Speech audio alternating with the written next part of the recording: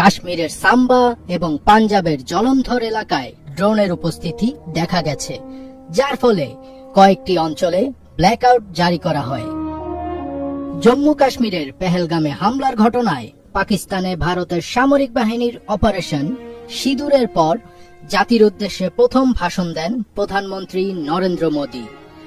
গতকাল রাত 8টায় দেওয়া ভাষণের ঠিক পরপরই ভারত নিয়ন্ত্রিত কাশ্মীরের সাম্বা এবং পাঞ্জাবের জলন্ধর এলাকায় ড্রোনের উপস্থিতি দেখা গেছে।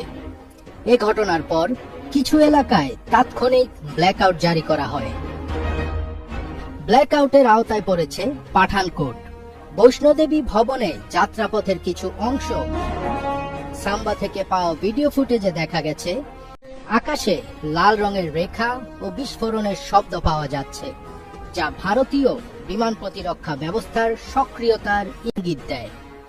আকাশে ওড়ার সময় ড্রোন লক্ষ্য করে প্রতিরক্ষা বাহিনী গুলি ছুড়েছে বলে জানা গেছে।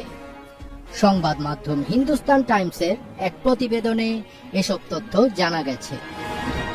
জলন্ধরের উপকমিশনার হিমাংশু অগ্নিহোত্রীর পক্ষ থেকে জানানো হয়েছে,